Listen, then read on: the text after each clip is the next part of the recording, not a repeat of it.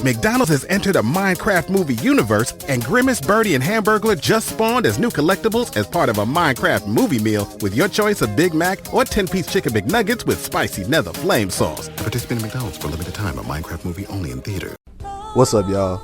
It's your boy David with Black Wealth Renaissance, and I'm here today to tell you guys about Anchor. If you haven't heard of Anchor, it's the best place to make a podcast. Anchor is a free app that has creation tools that allow you to record and edit your podcast straight from your phone. Anchor also distributes your podcast across all major platforms, including Apple Podcasts, Spotify, and many others. You can also make money on your podcast with Anchor with no minimum listenership. Anchor is everything you need to make a podcast in one place. So if you're looking to get started on your own podcast, download the free Anchor app or go to anchor.fm. Hey, do you have bad credit and minimal capital and want to get started in real estate? Hi, my name is Sharnice. And I'm Byron. And we are the Mobile Home Elite Investors. If you are a new or seasoned investor and looking to invest as low as $5,000 and see returns between 100% upwards to 500% return on investment, we have a course for you. Our Elite e-course gives you all the secrets and strategies you need to become a successful mobile home investor. Find us on www.mobilehomeeliteinvestors.com. See you soon.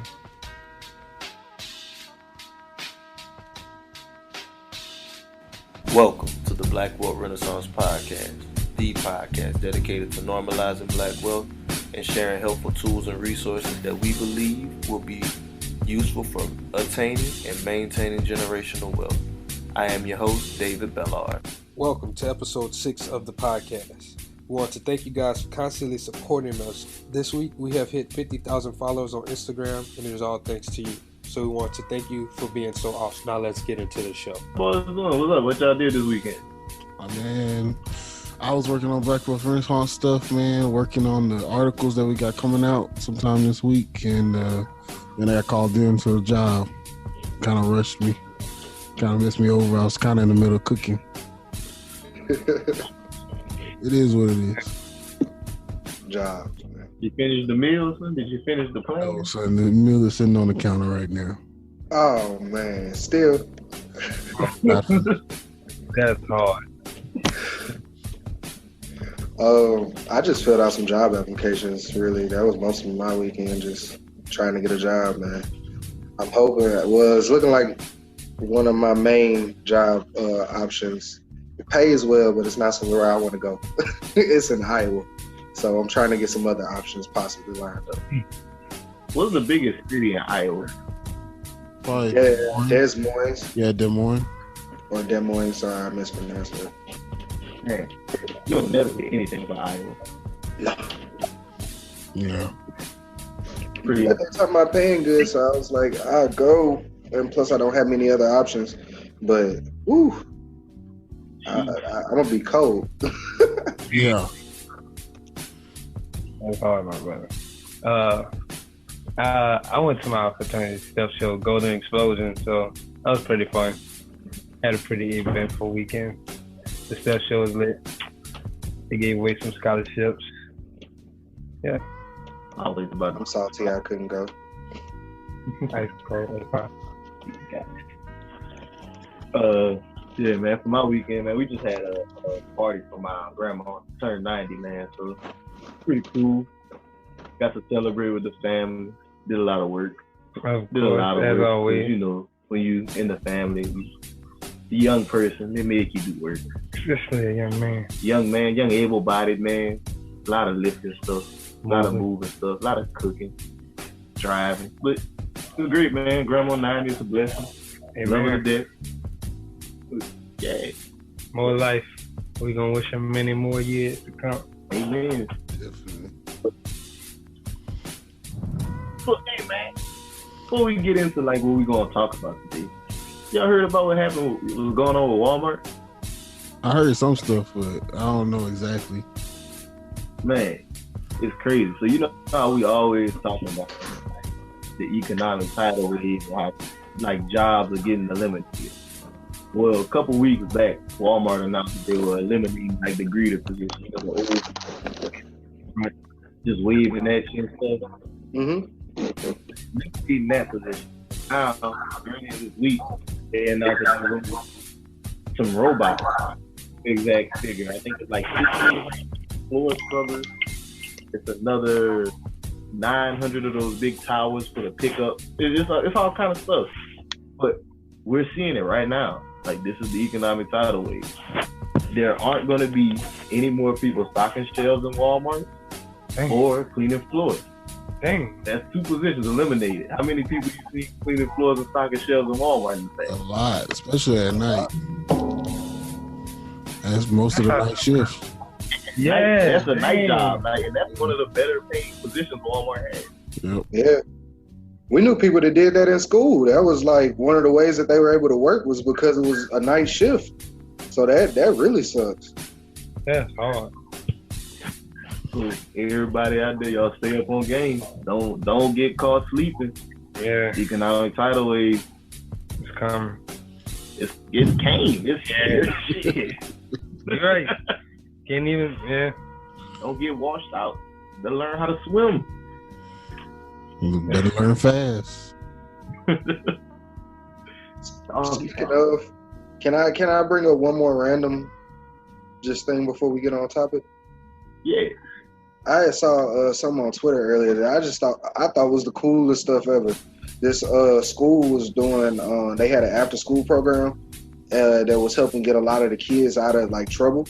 And it was like they could come on Fridays and I think it was like weekends basically. They would come to the school after hours, and it was just a safe place for the kids to hang out, and like they didn't have to worry about any guns or any drugs, anything like that. And I just thought that was really cool. It was like this black dude as a principal, he had set up the program. And they had different stuff that would bring kids out, like actual stuff that we know kids would be interested in. Like they had a studio, and they were like they could come and record if they wanted to do that at the school on Friday nights and stuff like that. Just to try to keep people out of trouble. I just thought that was like a really cool thing. And another thing that I thought was really cool about it, one thing we talk about as far as economics and black people is like a need to support ourselves. And like a need to pool our money and be able to work together. And that's actually what they were doing. The funding for that program came from the community. And so it was like, that was a really cool example to me. That's fire. Yeah, I just thought that was cool. That's fire, bro. I'm glad you kind of got on the economic side of things, because that's exactly what we're talking about today. We're going to move into, we always talking about how black businesses need to support one another. It was a post we made a while back, right, Kelly? I can't remember exactly when, but we had asked people to tag a black business, and we noticed that over 70% of those businesses were in one of 3 industries. Either, I want y'all to guess. Just figure it out. Take a wild guess, Jared. T-shirts. Yeah. What else we got? Oh, I know hair is, because I get followed by 1 million hair pages. So was it hair and beauty, something like that? Because everybody's a makeup artist. Yep. Let me see. I don't know a third one. What was that? You know a third one. No, the third one. Cooking or something? Yep. Amen. The trifecta.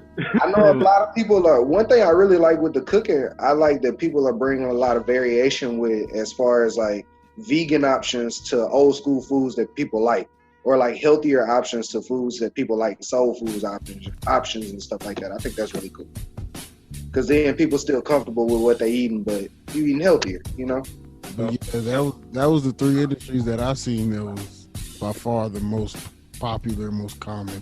I think pretty much everybody here knows somebody that's in those 3 industries. One of the 3 at least. Yeah. Fair. I was about to say, with the hair and beauty, you can even put like a barber shop in that one too. Yeah. I mean, shoot, technically, it's not the entirety of what we do, but T-shirts falls under ours too, and clothing, because look at what David got on, and it's one of those things. But it kind of go back to the differentiation thing that you had mentioned, like with the food industry. That's what we want to get on today. Because there's so many of us in these three spaces, I feel like today would be a good day to kind of talk about how we can kind of get a leg up in those type of industries, because they're overcrowded with us. So we want to kind of give some ideas and tricks to help people grow their businesses in those industries. With the first industry, we got the food industry. That's the biggest one. I know everybody and their mama want to own a restaurant. Yeah. Jalen and I actually were just talking earlier today about opening like a snowball stand. So it's just one of those things. I don't know why it's in our culture. I think we just really, like, as black people, we love cooking. Our food. I think we love our food, but like, you gotta also think we did one when we was in college. We sold plates. Yeah. We did sell plates. But you just it's a need that people do need. It's like you're serving people that's hungry. Yeah. Everybody get hungry. But see, like, McDonald's has entered a Minecraft movie universe, and Grimace, Birdie, and Hamburglar just spawned as new collectibles as part of a Minecraft movie meal with your choice of Big Mac or 10-piece chicken McNuggets with spicy nether flame sauce. Participate in McDonald's for a limited time. A Minecraft movie only in theaters. with the food, You gotta, it's a need, but it's technically not a need. because there's so many other options. Which is like all of these industries. Like, they sound like, technically you need all three of these things, but they really come down to like a want basis. Yeah. Like, I need a haircut, but I don't necessarily have to get a haircut to live. Yeah. That type of thing. And I do want to point out something that it's not wrong to start these industries, you know? Like, I think it's great that these people, that our people are in these industries. I think we just want to point out, if you want to get into this industry, or if you're already in this industry, how to differentiate yourself away from the others, because there's so many. Right. That was one thing I always kind of wanted to impart to people and kind of get that message across. So, like, people can be in the same space. It's just how you differentiate yourself and how you make your business special that will help you succeed, and the other companies can still also succeed. Because, you know, just because one day I want, you know, this one option doesn't mean I won't come for the other option that is special in your own way another day. So, without further, we'll get into the food industry. Like, the food industry, like we said, one of those things, everybody wants to be in it. There's a lot of things with the food industry people don't talk about. One being the profit margin. Yeah. That's one of the biggest stresses in the food industry that a lot of people don't really think about when they go into it, because it's a lot of overhead that's difficult to avoid in the food industry. Because you gotta follow rules and regulations. You got rules and regulations, health code. You got spoilage. That's the biggest thing. What's spoilage? Like, you got food that nobody buys, and then you gotta throw it away, or you can give it away. That's different. Different topic. But I mean, with the food industry, it's more than one way to separate your restaurant. I was listening to a podcast, the Earn Your Leisure podcast. The owner of a restaurant named Homemade, he was giving out his blueprint for his restaurant, and the way he did things, like, he kind of circumvented a lot of those issues that we just were talking about. Yeah. Because instead of, like, with the spoilage, for instance, he doesn't cook food in big batches. He cooks to order.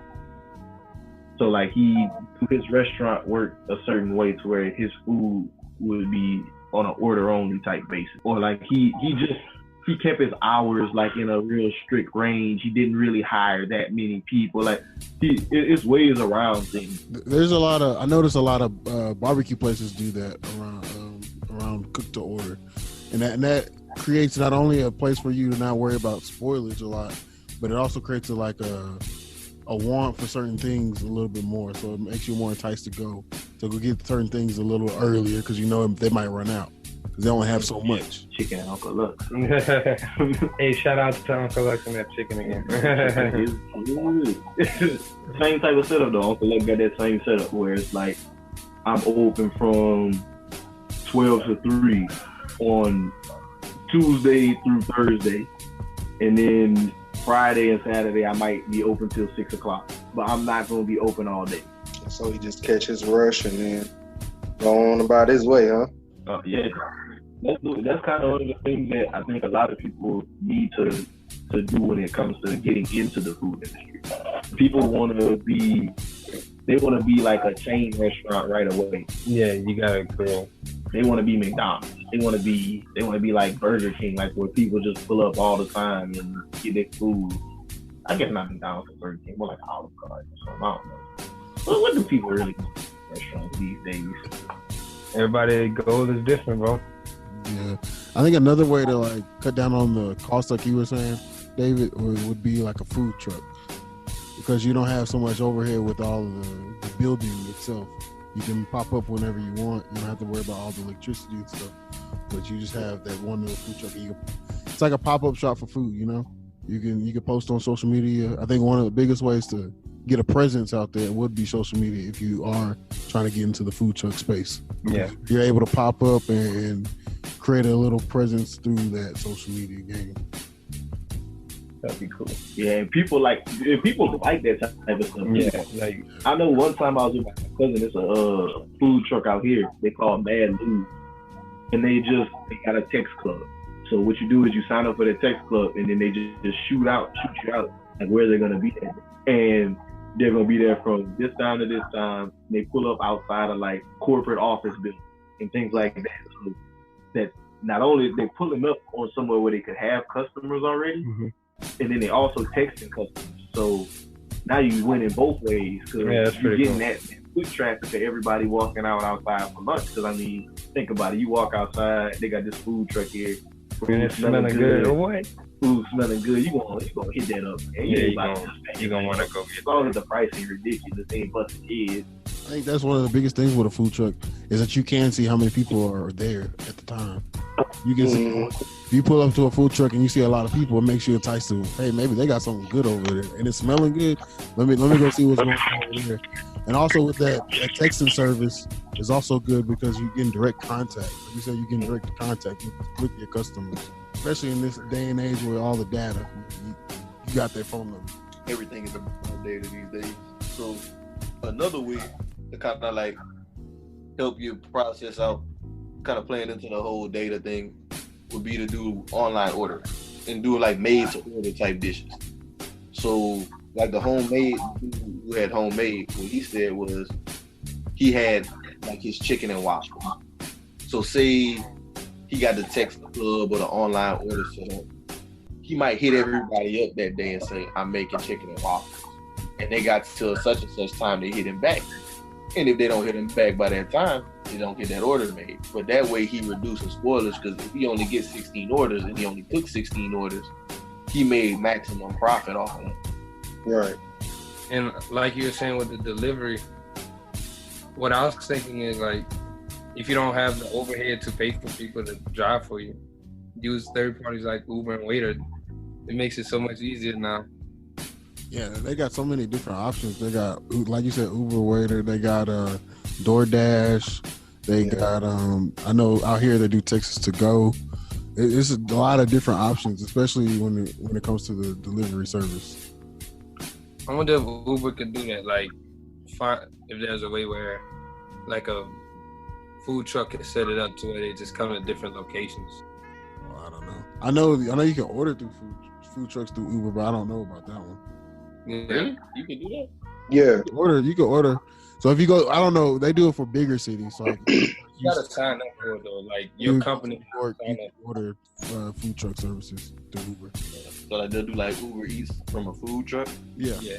That's something else. You get enough buzz. You got to get a little buzz behind your name before you can do something like that. Definitely. No, you definitely need to. Or, I mean, sometimes, but if you're at the right location, say if you're around a lot of hotels and you're only 2 or 3 blocks, they know people, they're going to get their food fast and you open late. They don't even have to be good. You just want some food real quick. Yeah, you're right about that. Which is my next point is, I think some people should start partnering with hotels and businesses. What I mean by that is when I went to New York in December, the hotel didn't actually have a food service. They didn't have like room service. they had a restaurant down the street actually was their room service. So you would, especially, and they only did it in the morning. So for breakfast, you would just like write your order out on the door, and then that restaurant will come up and pick up all the orders and deliver it straight to your door, which is a cool way for them to get business. Yeah, that's pretty cool. They lock in a steady client. Yeah. And you know, when you say something like that, it kind of reminds me also when I was working in Houston in the office building where we were at. We didn't have a cafeteria, but we had Miss Ling. And Miss Ling was downstairs, and she was in an area that looked like an office that had been cleared out, but a grill had been put in there, along with like she carried certain products like chips and drinks and stuff like that. And she would just make food, cook the order in that office, and that was how she did it. But everybody in the office, if they were ever hungry, just came straight down to her. And that was how like everybody in the office would eat for lunch, and other people from other offices and office buildings would also come to her. Man, what? And then it was like her price points, you could tell she wasn't just killing everybody, but she was doing enough to make a profit. You know what I mean? What she was serving? She would make like burgers, chicken sandwiches. She would do shrimp for this one girl that I knew that I worked with. She really just liked seafood. She would do that. She would just do a bunch of different stuff. Like in the morning, she had breakfast menu. So she would make like muffins. She would make eggs, sausage, a bunch of different stuff. Like she would just be down there cooking. Yeah, she was going in. She was going in. But like, I admired the way that she was doing her business because it was just right there in that office. And I had never seen anything like that before. Yeah. Tell me this thing. That was, you said the office didn't have a cafeteria. Did she have her own brick and mortar location off to the side? That was her only location. Did she cook the food on site or? On site. On site. Okay. Cool. I was just confused at that part.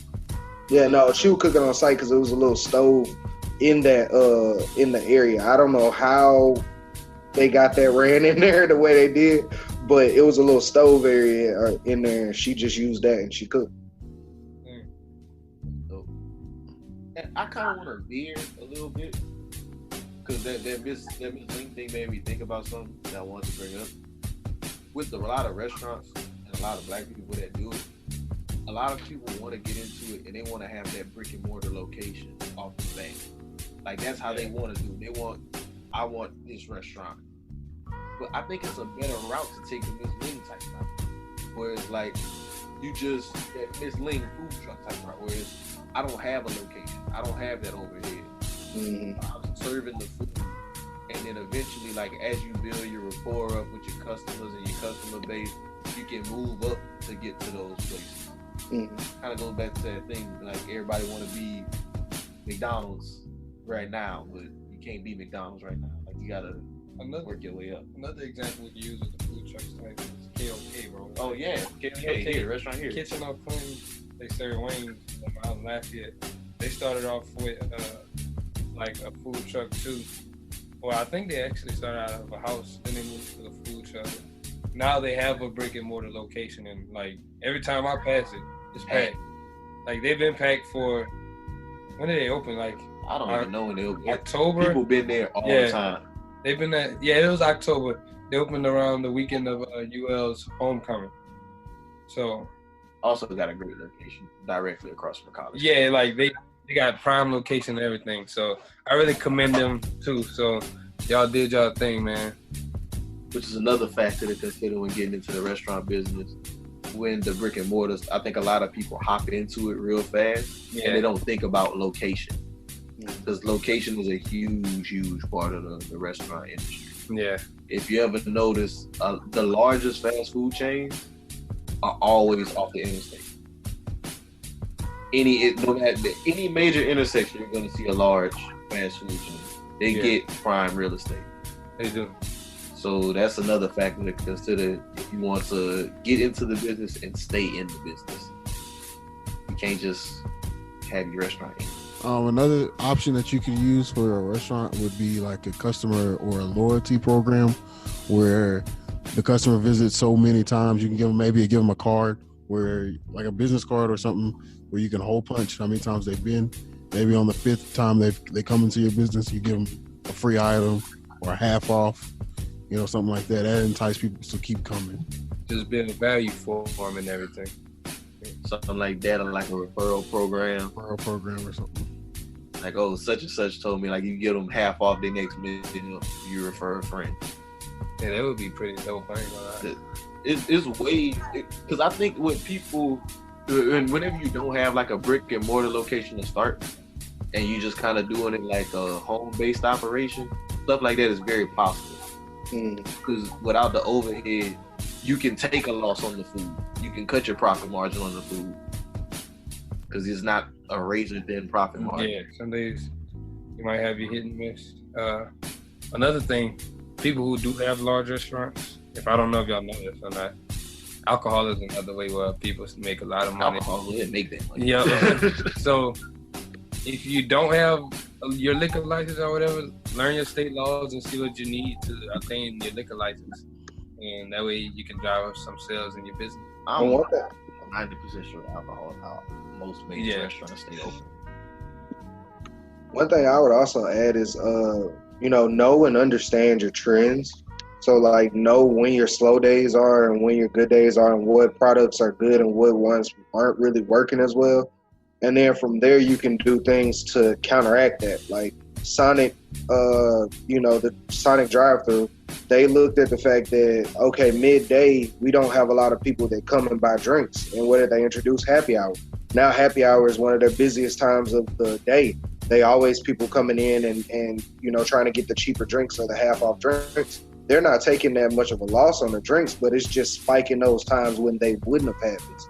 So it's like with the food industry, you can try to do the same thing, and a lot of people do, or a lot of restaurants already do that. So you might try to imitate what they do. Like I'm trying to think, wing place. A lot of wing places do like 50-cent wings on Wednesdays, or they'll do like half off wings on Wednesdays. Different things like that, to where just try to draw in people on days where they wouldn't have usually had a large crowd. So that might be something to think about as well. That was a good point. So I think we're gonna go into the hair and makeup industry. So with the hair and makeup industry, I wanted to just kind of discuss like different ways you could differentiate on this. And in this realm, I am talking about salons and different makeup artists and stuff like that, so, as well as barbershops. So I'm including all in one. It's just the industry itself. But my first point would be online booking. So I know some people have started doing it. One of my barbers does it, where you can start booking online. So how many times have we called up to the barbershop to see how many people in line, or call to see when they're available? Well, there's apps that your barber can sign up to, and you can see that immediately from your phone. You can sign up get your appointment done from your phone. That would help barbers out so much. Books is one of those apps. It's just saying, and they don't pay us or anything. This is not an ad. I just know I've used it for helping some of my friends set up some of their business. So that was pretty dope. I think they charge a certain percent a month or whatever, but it's not that much. And I mean, honestly, something like that is worth it, because as dudes, we all know the struggle of going to the barbershop and sitting there for hours on end. It would be so much more convenient. So if you could set up an appointment time and not be charged a large additional fee for that appointment. Because I think that's one of the big drawbacks of appointments, the way barbers currently doing them. Like, if every haircut was appointment based versus like, oh, you made this appointment, so I'm gonna have to charge you $10 extra. Well, the way my friend set it up, it was like they had to pay a deposit, which was half of whatever they were doing. So if the person canceled or no-show, they still got that half for them. Oh yeah, you gotta get your money. Yeah, so it was good on the business, like on and all that the can be person done making them. Yeah. Oh, that's fire. So like, that's the way my barber does it. You actually pay for it when you set it up, the appointment. Yeah, that's cool. Yeah, So you don't have to worry about having cash on you. That's another thing, because I'm the worst person with cash. I never have cash on me. I hate having to go to the ATM just to get a haircut. My barber used to use a Square. That's another thing a lot of barbers could invest in. Yep, the Square.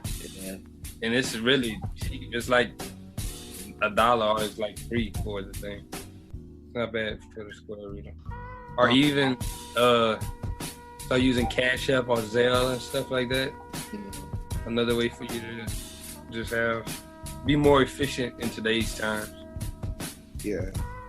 I know one thing that it's not exactly the same as phones, but that I think would make not phones, but it's not the same as quick, easy ways to like transaction.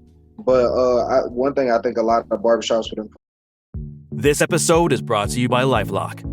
It's tax season, and we're all a bit tired of numbers. But here's one you need to hear. $16.5 billion. That's how much the IRS flagged for possible identity fraud last year. Now here's a good number. 100 million. That's how many data points LifeLock monitors every second. If your identity is stolen, they'll fix it. Guaranteed. Save up to 40% your first year at LifeLock.com/podcast. Terms apply. Off of, and just people in the hair industry in general, would be social media presence. Like increasing their social media presence, because like all the barbershops in my hometown don't have websites. Oh, that's huge. I see more barbershop pages now.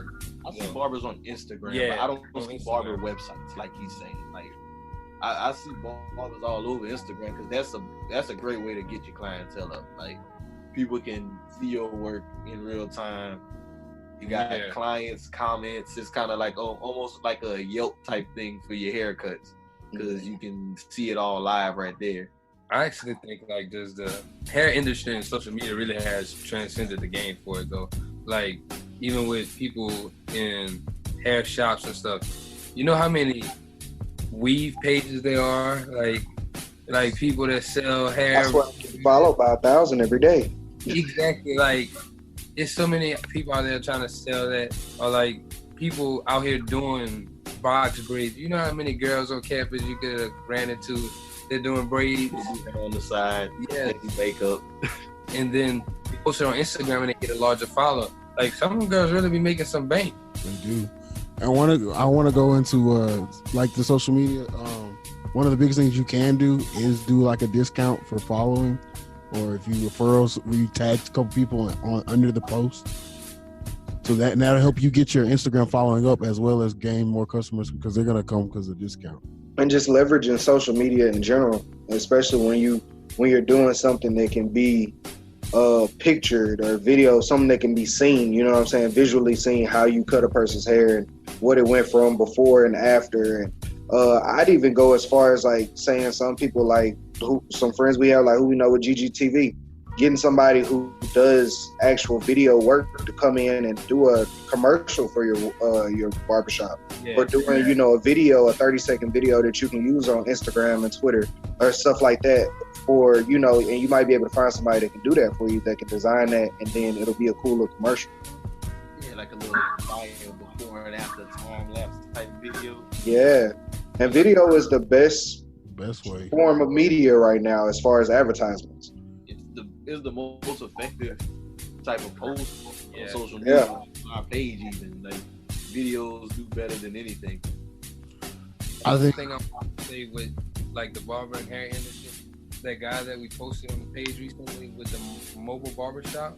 That was dope. That's like that just blew my mind. I was like, that is so like innovative. But if you can start putting up on people, hey, I got a mobile barbershop. Like I know people that pull up with like clippers and stuff, but dude had the whole van.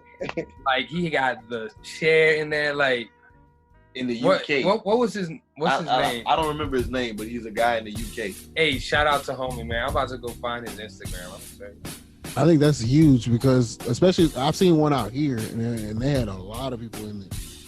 Especially in this industry, in the oil and gas industry, guys be on location or work for hours upon hours. They don't have time to go get a haircut. They work when they work when it's dark and they get home when it's dark. They don't have time to go get a haircut. So you're able to pull up to a location or pull up to work and let them get a haircut on while they're on their break. That's clutch. You're gonna get a lot of clientele from that. And it's not like you just pulling up with clippers. No, you pulling up with a whole shop, with a van, with a chair, with a chair. Yeah, that was cool. The mirror. Come on, so stop playing. But at that point, it's kind of the same effect as like a food truck. You have the mobility advantage to where, you know, you can pull up to an office building. You can pull up almost anywhere. You can pull up to an event. Hey, what's good? You know, I can cut people wherever. Like, and I knew whenever I was in Dallas, my barber, whenever I was out there, they had, I think it was the Combine was out in Dallas that year. It was like draft day. I think, was draft day in Dallas last year? I think so. It was in Dallas last year. And like, he went pull up to the draft day with his clippers, and he was like, I'm about to just cut some people's hair. I know some people need it. But like with the van, it'll make it more. Plus, I know some barbers, they gotta pay like fees, or not even like just barbers, like that can cut all of that for you. That's another overhead. I think the biggest thing with all these industries is gonna be location and just basically getting close to the customers, the convenience of it. Just the convenience and location are gonna be the two key things if you want to get an edge in these industries. Yep. Any industry, honestly. Right. People will pay for convenience. Yeah, I'm gonna tell you that. All right. And try to make sure, if you can, make that convenience even better for them and bundle it. You know what I'm saying? I saw back, it had been a few months back, Andre C. Hatchett had posted something about when those black women had went in that nail shop and they had that issue with the lady that was servicing them or whatever. He had said, go find a black nail tech, and then black nail techs do like 4 or 5 black women's nails at the same time, and they could just pay you a bundle fee. And instead of going to a shop, they can just keep going to those people. You know what I'm saying? So it's a way to pass around the black dollar if you're making a way for your service to be a deal. And it's a way that you can help multiple people at one time and build your clientele. It's just about you being able to find a deal around whatever service you offer. That's definitely I'd like to see too, that black nail tips and stuff like that. I see it starting to come, but like, hey women, we need to support our black women, because I've heard women say, I'm not gonna go to like a black person to get my nails done. Like they'd rather go to like the Asian people, but I'm like, why? I don't know. Yeah. You why not own what you consume and circulate the dollar in what we consume the most? Like it's one of those things that group economics, we always talk about wealth building, closing the wealth gap, and that's the major way. That's the only way. Honestly. Yeah, we gotta spend with each other. I think one problem, or not problem, but one reason that is because I was watching, somebody was saying something about it on Instagram. It might have been Andre Hatchett again, but somebody I was watching, they were saying something about needs-based businesses. We as black people don't think about enough needs-based businesses. Yeah. Like a lot of, you know what I'm talking about? We think about like different stuff that we want to go, want to open up that sounds cool, but think about stuff that you do every day that you already spend money on. Might as well own it. Like nails, how many women get their nails done on a weekly basis, bi-weekly basis? A lot.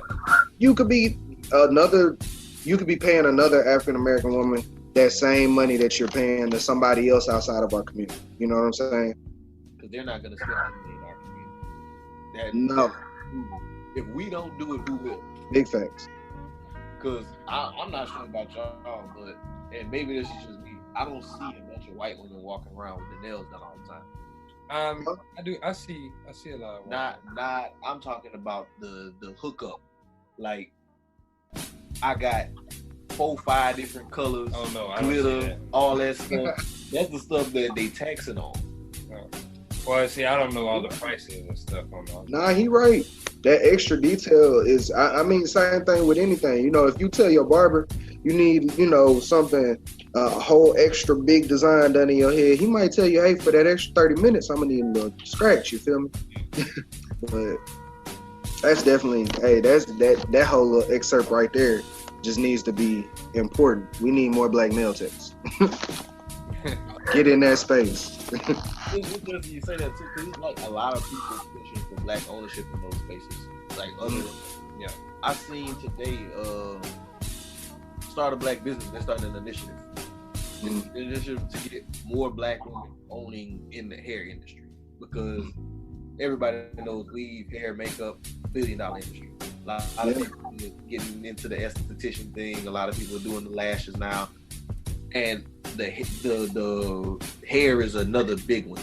So just moving into all of these all together is where we be better benefited. I definitely agree. I do want to touch on something, going back a little back to the social media part of it. I think the person that comes up with the like we said, the video aspect of it and the advertising, but starts advertising on social media and understands how to advertise in the area on social media, was going to come up. They're going to be the ones that differentiate themselves away from a lot of people. I don't think there's enough nail techs or hair salons or barbershops that are advertising through social media, and specifically Facebook or Instagram ads. Yeah. I agree. Those algorithms are made and they're pretty accurate. They get the stuff to the right people. Yeah, they do. And you know something, I'd go as far as even saying that for a lot of people. Like, it's gonna come a day soon, and for those people that want to go ahead and invest in learning that, they might want to start now. It's gonna come a day soon where, like, even rappers are gonna have to pay their marketing people the same way they pay their producers, because those are gonna be the ones that are helping them get their. You paying them now, bro. Getting them out there. Lil Pump came to be. They paying exactly. them, Lil Pump marketing conspiracy, if you ask me. But I feel like a lot of African American people that are starting to do these types of businesses aren't thinking about them like that. People that want to be a rapper, but they're not thinking about, or they want to be a makeup artist, they want to be a anything. And in today's day and age, they're not thinking, okay, I need to be able to run my own ads on Facebook or run my own ads on Instagram and do the other social media stuff like what Kelly's talking about. And they're going to have to learn that or be willing to pay somebody else for it.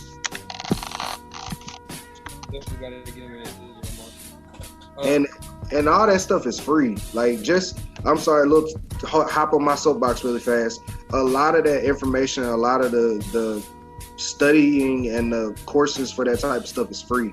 Google AdWords, how they teach you how to pop up on Google and stuff like that, and how much that costs, free courses. Facebook has a bunch of free courses. They have an incentive as those businesses that are making money off of you spending with them for advertising to teach you how to use their advertising tools. Seek them and find them. I promise they're out there for free. You can learn how to advertise easy. It's just putting in the time. Yeah. I wanted to put back on the notes though, like with the loyalty program, like where it says, you know, the free lineups are like the free lash appointment or something. Like, can y'all go into the detail with that? So I put that in the notes just talking about the loyalty program. So they have different apps they offer that'll help you basically track your loyalty program. Yeah. Such apps are Belly, Spring Rewards, and SpinGo. These are apps that just help you track it. So basically, you'll have somebody come pay, right? They'll pay for you. Yeah. They'll use that app maybe, and it'll track them coming in and how much they spend. And maybe you'll track it after you spend $50 at my hair salon. You know, you get a free cut or a free style. You know, or if you are a makeup artist, you get free lashes. Yeah, these are different marketing ways that you can differentiate yourself from the other competition. And I also want to point out something. Don't think that just because we're talking about these three industries that you can't do it for any other ones. These are just marketing tips. All these are basic marketing tips, and it can go in for any industry. We just wanted to focus on these three because these are the three that we see were really prevalent among our community. Yeah. Even like my best friend, he is a tattoo artist, bro. Like he uses some of this stuff, so you can use it for pretty much anything. Even if you're a person that's doing mobile detailing, if they're booking you, you can use those apps too. So it's for any. And the reward program. Yep. Like these are just things that big businesses are doing that we can try to copy. Detailing. Oh yeah, detailing. Because I mean, detailing is a good one. Especially, I think I'm not sure if it's so much in other places, but in the South, like that's a big thing. Cars are really big here. Yeah. But I don't want to go off on tangent. Yeah. Everybody loves cars out here. Like, we're not gonna do that too much. All right, let's talk about the last industry, which will be clothing. So that's what I really want to get in on. I'm gonna let you take the floor then. Because here's my thing with people in this dang clothing industry. Everybody want to make a T-shirt and say, "Buy my T-shirt, support our T-shirt brand." We're not. We want you to support our T-shirt. I understand that, but I hate when people say we don't support black businesses and your business is only a T-shirt. Yeah. Like, end of the day, that's a want-based business. I can buy a T-shirt from Walmart for $6. So when it comes to getting into something like the clothing industry, you have to be very specific and nuanced in the way you're getting into things. Like, you can't just make a shirt, throw a design on it, and be like, "Hey guys, come support me." It's not gonna work. Like, anybody can do that. Literally, anybody can do that. You got Printful these days. You got Canva. You can make a design, make a shirt, sell it, just like that. So you gotta find ways to make yourself different. What would those ways be? Ways to make yourself different? Honestly, you gotta have a purpose behind what you're doing. There you go. You cannot just come and say, "I'm selling T-shirts." It has to be a purpose. You have to have an aesthetic. You have to have a niched audience. Right. That's really the big. You have to have a niched audience. You got to figure out what your audience is going to be, what they want, and you gotta make it to where they don't want to support you. They want your product because they like your product. Yeah. I think that's huge. I think that's where a lot of people get lost with the T-shirt businesses. Definitely. They don't find the audience. A lot of times they just stick with the same shirt. Sometimes that shirt might not sell.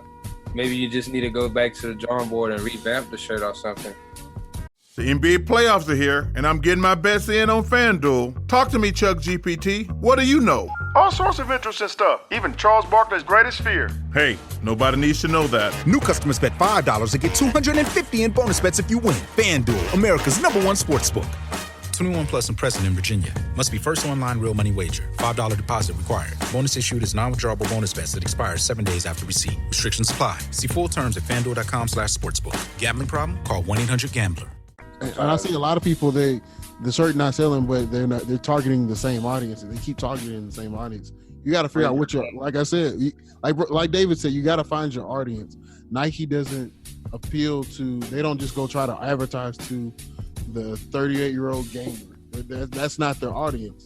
Their audience are people that like sports or that are sporty. You know, you got to find your target market, and then once you find them, find different ways to market to them. Find different logos, different designs and logos that'll make them want to, hey, y'all, you know, I like that. And that fits well with my compression shirt or something like that. You know, you got to find ways to target your audience. Right. And to get a little deeper on it, when it comes to like targeting the audience, when it comes to the want-based businesses, everything is emotional based. Because it's not something that you need, an aesthetic that you go for, that's where you should start beginning to look.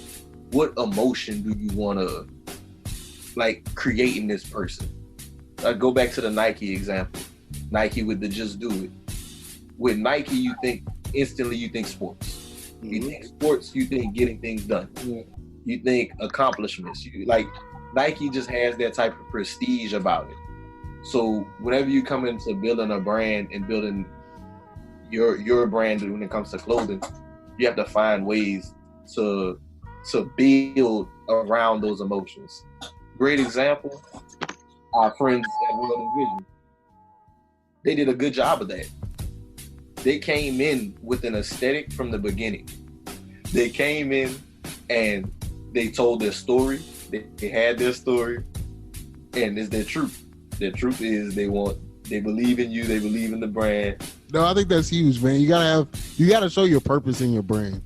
I think that's really huge. You gotta show your purpose. Not, you know how, like you just said, Nike just do it. Like you're saying, the accomplishment. You see their purpose of it. You gotta find your purpose, and you gotta be able to express it in your brand. It's gotta have passion. When it comes to clothing isn't just like it's not just what you wear. It's a way you communicate to people. Yeah. Like the things you put on your body is almost like another form of marketing yourself, like self-advertisement. So if you want someone that's in your niche audience to market themselves in your clothes, it has to be something that appeals to them on a personal level. Another thing that you can do marketing wise, it would be influencers. Use influencers. Don't be afraid to pay somebody to wear your shirt. It's a great way to get a new audience. Definitely. If Nike and Adidas and all these other big companies out here are still paying people to wear their clothes, being athletes and celebrities, you definitely shouldn't think you're too much better. Get these Instagram famous people, these Instagram celebs and stuff like that, popular Twitter people, whoever, to wear your stuff and they're advertising for you. Like, get those influencers to help you to get out to their communities and their following. Like to give an example, I think we all know somebody that's on Instagram that's an Instagram model, whether it be male or female, or that's a fitness trainer. If you sell fitness shirts, why not have them advertise for you? And it's not going to be too costly, especially if you get somebody that has only 8 to 10,000 followers or 15,000 followers. It's not going to be that costly, I promise. Yeah, you probably could just send them the shirt for free and they'll take it. And they'll wear it. If they really like it, they'll wear it. Mm-hmm. There's ways around all that type of stuff, man. And they don't all have to cost. No. I think another one would be a pop-up shop. So that is huge for once you get a little bit of a following on your brand, on your clothing brand, you can do little pop-up shops. And when you have those pop-up shops, offer a discount. Offer 10% off, 15% off. Entice people to buy it now because you're not going to be there. Especially if you're online. If you're an e-commerce store and then you just have a little bit of following, you pop up somewhere where you got a following and you're like, oh, I got so many on hand and I'm giving you a discount, I promise you're gonna get sales instantly. You can make it like one of those fun pop-up shops where you're very interactive with it and stuff. That way you're connecting with the people, and like David said earlier, it's emotional. So it connects them to your brand, because then it embeds like a memory with when I got this shirt, I was doing such and such this day at this pop-up shop. Like, just gives you a little bit more with it. Yeah, I met the owner. He was a real cool dude. Yeah. We sat there and chopped it up for like 10 minutes. Another thing with the t-shirt things and just clothing in general, kind of just general marketing once again, always make people feel like they're getting a deal. That's like a rule. You have to make sure they feel like they're getting a deal. Because you always want to feel like you spending your dollar at the best place that you got. Like, people don't like just throwing away their money like that. Like, they want to feel like, okay, I got what I wanted for this dollar or whatever. Well, some people. You have some people that really don't care about money, just spend it like it's nothing. We frugal over here. Yeah. We buy clothes for value. There's going to be another episode we're going to talk about how money is a tool. By the way, this shirt feels great, guys. That's great value right there. Good plug. I had the cash. High quality. Another thing, especially if you're an online shop, would be having, you spend so much, you get something free or you get a discount on it. You get free shipping. Be another one.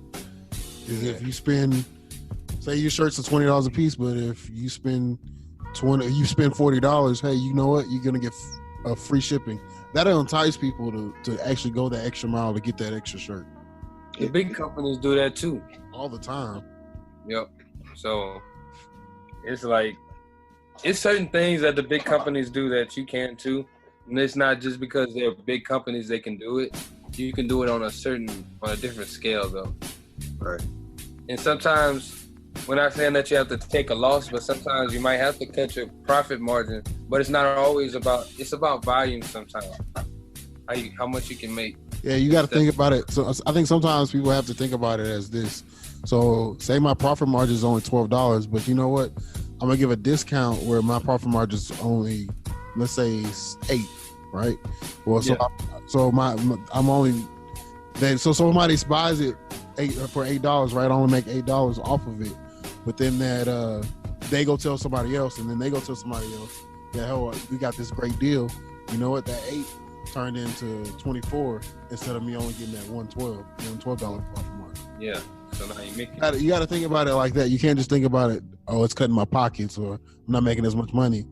You got to think about it as you need to growth. Especially, it's great for growth. That's what you always want to push for, growth. And I'd even throw in there, make sure that you strategically price so that you can do those types of things. You know, make sure that you price your product enough to where you're charging for the value, but at the same time, you're also making sure that you have room that if you want to give people discounts, you can. And like, it won't kill your business and it won't kill your profit margin completely. And even the same thing is like with what Jalen was saying. If you want to price your products to where you're incentivizing people to spend, you know, okay, I have a shirt that's $15 regularly. And I'm saying if they spend $40, they'll get free shipping. Once they already bought 2 shirts and they're at $30, they're looking at that third shirt like, well, I did kind of like that third shirt. I may as well go ahead and get it so I can get the free shipping. You see what I'm saying? Yeah. And that'll be all for episode 6 of the Black Wealth Renaissance podcast. We appreciate you guys for listening to us every week, week in and week out. Comment, subscribe. Don't be afraid to leave us a review. Let us know what you'd like to hear from us. We're waiting to hear from you guys. Please go to the website. Go get some of those free resources and tools that we're putting out for you guys. The website will be in the show notes. Also, buy some of that merch. Just play on the website and you'll find your way to the merch. This is Black Wealth Renaissance signing out. McDonald's has entered a Minecraft movie universe, and Grimace, Birdie, and Hamburglar just spawned as new collectibles in the overworld. Now for a limited time, you can get one of 6 McDonald's collectibles when you order a Minecraft movie meal. Ooh. With your choice of Big Mac or 10-piece chicken McNuggets with spicy nether flame sauce. Available now in a biome near you. Oh, and at your local McDonald's. At participating McDonald's for a limited time. A Minecraft movie only in theaters.